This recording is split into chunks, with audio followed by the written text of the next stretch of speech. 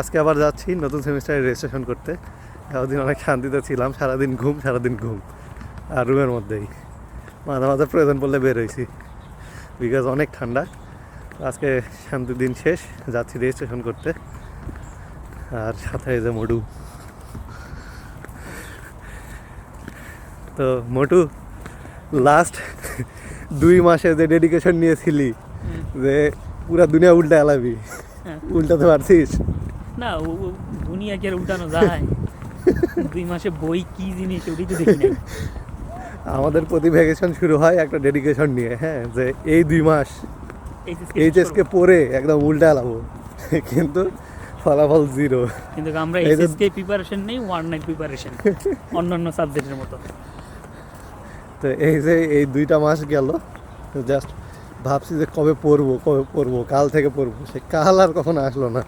আমাদের নতুন সেমিস্টার চলে আসছে, এবং সেমিস্টার চাপে আবার পড়া হবে না। তারপরে আল্লাহ ভরসা, আল্লাহ করবো শুধু।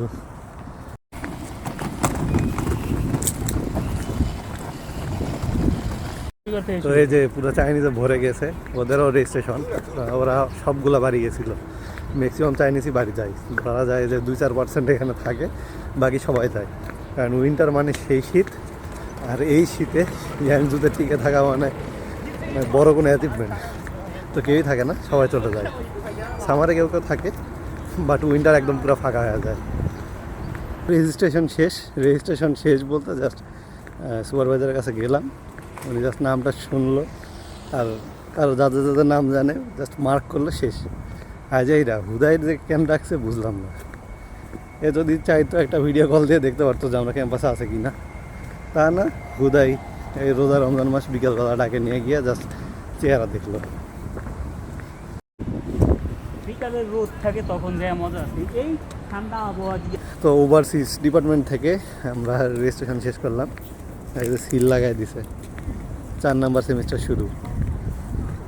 তো এই হলো আজকের রেজিস্ট্রেশনের কাহিনী। কারণ কাল থেকে আবার ক্লাস শুরু হয়ে যাবে। প্রতিদিন ঘুম থেকে উঠি দুপুরবেলা, কাল থেকে ওঠা লাগবে 7 সকালবেলা, 9:30টায় ক্লাস। জীবন এখন বেদনাদায়ী নাকি বেদনাদায়ক? আচ্ছা, বেদনাদায়ক। তো টাটা।